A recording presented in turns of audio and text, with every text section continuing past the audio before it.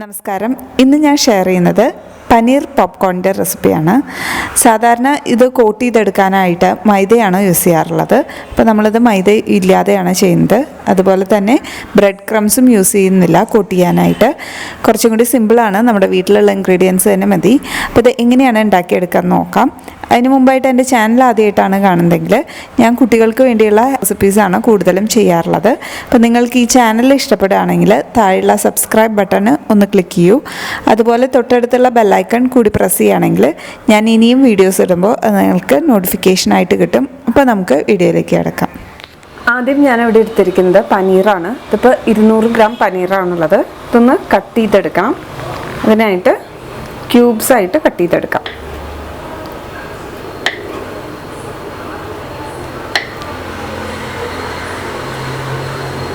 ഞാനിനി ഓരോ പീസും 4 പീസായിട്ട് കട്ട് ചെയ്യുന്നുണ്ട്. അപ്പോൾ വേണമെങ്കിൽ ചെയ്താൽ മതി.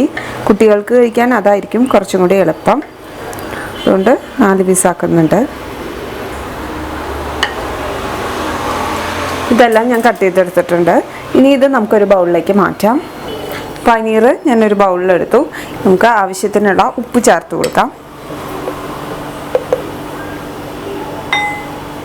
ഉപ്പ്, കുറച്ച് മഞ്ഞൾപ്പൊടി ചേർക്കുന്നുണ്ട്. മുളക് പൊടി കൂടി ചേർത്ത് കൊടുക്കാം. നിങ്ങളുടെ എരിവിനനുസരിച്ച് ചേർക്കുക. ഇനി ഇത് നന്നായിട്ടൊന്ന് മിക്സ് ചെയ്തെടുക്കണം. അപ്പോൾ ആവശ്യമുണ്ടെങ്കിൽ വേണമെങ്കിൽ കുറച്ച് വെള്ളം ചേർത്ത് കൊടുക്കാം, പനീർമ കോട്ടാവാൻ വേണ്ടിയിട്ട്. ഇപ്പോൾ വലിയ കുഴപ്പമില്ല, പനീർമ കോട്ടായി. ഞാൻ വെള്ളം ചേർത്തിട്ടില്ല. വേണമെങ്കിൽ ഒരു ടേബിൾ സ്പൂൺ വെള്ളം ചേർത്തൊന്ന് മിക്സ് ചെയ്ത് കൊടുത്താൽ മതി. ഇനി ഇത് നമുക്കൊന്ന് മാറ്റി വയ്ക്കാം. ഇനി ഇത് കോട്ട് ചെയ്തെടുക്കാനുള്ള മിക്സ് റെഡിയാക്കി എടുക്കണം. അപ്പോൾ വേണമെങ്കിൽ ഇതൊന്ന് ഫ്രിഡ്ജിൽ വെക്കാം ആ നേരം വരെ. ഇനി പനീർ കോട്ട് ചെയ്തെടുക്കാനായിട്ട് ഈ പാത്രത്തിലേക്ക് ആദ്യം ഞാൻ ചേർത്ത് കൊടുക്കുന്നത് 1/4 കപ്പ് കടലമാവാണ്. സാധാരണ ഈ പനീർ പോപ്കോൺസ് ഉണ്ടാക്കാൻ മൈദയും കോൺഫ്ലോറും കൂടിയിട്ട് മിക്സ് ചെയ്തിട്ടാണ്.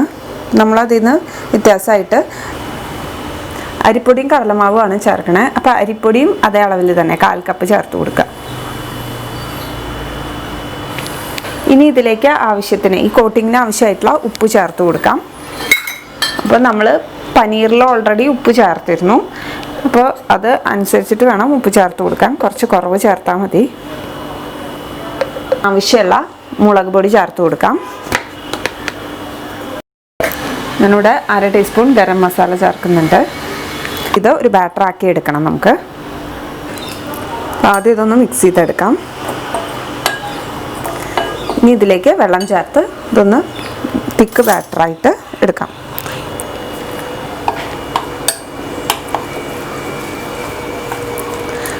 ഒരു മീഡിയം തിക്നെസ്സിലാണ് നമ്മളിത് മിക്സ് ചെയ്തെടുക്കേണ്ടത്. അധികം ലൂസും അല്ല, എന്നാൽ നമ്മുടെ പനീർമ കോട്ടായി വരുന്ന ആ ഒരു കൺസിസ്റ്റൻസി. അപ്പോൾ ഓരോ പൊടിയുടെ വ്യത്യാസം ഉണ്ടാവും. നിങ്ങൾ കുറേശ്ശെ വെള്ളം ചേർത്ത് ചെക്ക് ചെയ്ത് നോക്കുക. ഇതിപ്പോൾ കറക്റ്റായിട്ടുണ്ട്. അപ്പോൾ 1/2 കപ്പും അതിൻ്റെ കൂടെ ഒരു 3 ടേബിൾ സ്പൂണും വെള്ളമാണ് ഞാൻ ചേർത്തത്. ഇപ്പോൾ നമ്മുടെ ബാറ്റർ റെഡിയായി. ഇനി ഉപ്പ് വേണമെങ്കിൽ ചെക്ക് ചെയ്ത് നോക്കുക. കുറവാണെങ്കിൽ കുറച്ചും കൂടി ചേർത്ത് കൊടുക്കുക. ഇനി മസാല നിങ്ങൾക്ക് വേറെ വല്ലതൊക്കെ വേണമെങ്കിൽ ആഡ് ചെയ്ത് കൊടുക്കാം. ഇനി പനീർ ഇതിൽ മുക്കിയിട്ട് ഒന്ന് കോട്ട് ചെയ്ത് ഫ്രൈ ചെയ്തെടുക്കണം. അതിന് മുമ്പായിട്ട് നമ്മൾ സാധാരണ ബ്രെഡ് ക്രംസിൽ മുക്കും. അപ്പോൾ അതൊന്ന് റെഡിയാക്കി എടുക്കാം. ബ്രെഡ് ക്രംസ് ഉള്ളവർക്ക് അതെടുക്കാം. ഇല്ലാത്തവർക്ക് ഓട്സ് ഒന്ന് മിക്സിയുടെ ചെറിയ ജാറിലിട്ട് ഒന്ന് പൊടിച്ചെടുക്കാം. ഞാനിന്ന് ഓട്സ് ആണ് എടുത്തിരിക്കുന്നത്. ഓട്സ് മിക്സിയുടെ ചെറിയ ജാറിലൊന്ന് ഫൈനായിട്ട് പൊടിച്ചിട്ടില്ല, ചെറുതായിട്ട് തരികളൊക്കെ ഉണ്ട്. ഒന്ന് കോഴ്സ്ലി ഗ്രൈൻഡ് ചെയ്തെടുത്തിരിക്കുകയാണ്. ഇതാണ് വേണ്ടത്. ഇനി ഓരോന്നിലായിട്ട് നമുക്കിത് മുക്കാം. ആദ്യം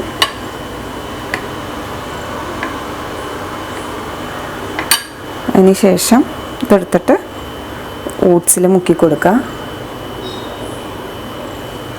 ഡബിൾ കോട്ടിങ് കൊടുത്താൽ കുറച്ചും കൂടി നല്ലതാണ്, കുറച്ചും കൂടി ക്രിസ്പി ആയിട്ട് കിട്ടും.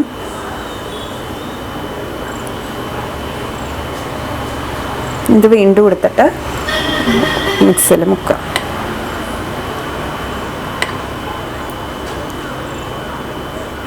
വീണ്ടും ഇത് ഇതിലിട്ട് മുക്കിയെടുക്കാം. ഇതിപ്പോൾ ഒരെണ്ണം കോട്ട് ചെയ്തെടുത്തിട്ടുണ്ട്. ഇതുപോലെ തന്നെ എല്ലാം കോട്ട് ചെയ്തെടുക്കണം. നിങ്ങൾക്ക് ഡബിൾ കോട്ടിങ് വേണ്ടെങ്കിൽ സിംഗിളായിട്ട് ആദ്യം ഒരു പ്രാവശ്യം മാവിൽ മുക്കിയിട്ട് ഓട്സിൽ മുക്കി വറുത്ത് കോരിയെടുക്കാം. ഞാനിപ്പോൾ ഡബിൾ കോട്ടിംഗ് ആണ് ഇനി ചെയ്തത്. ഇതുപോലെ തന്നെ ബാക്കിയെല്ലാം നമുക്കൊന്ന് കോട്ട് ചെയ്ത് വെക്കാം, അതിന് ശേഷം വറുത്തെടുക്കാം.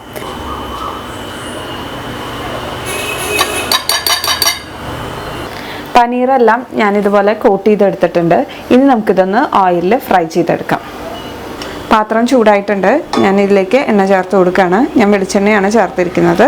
നമുക്ക് ഏത് ഓയിൽ വേണമെങ്കിലും ചേർക്കാം. എണ്ണ നന്നായി ചൂടായി വന്നിട്ടുണ്ട്. ഇതിലേക്ക് നമുക്ക് ഓരോ പനീറായിട്ട് ചേർത്ത് കൊടുക്കാം.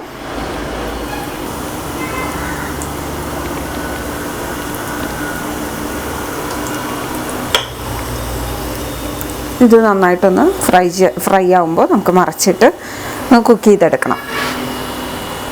മീഡിയം ടു ലോ ഫ്ലെയിമിൽ വെച്ചിട്ട് വേണം നമ്മൾ കുക്ക് ചെയ്യാനായിട്ട്.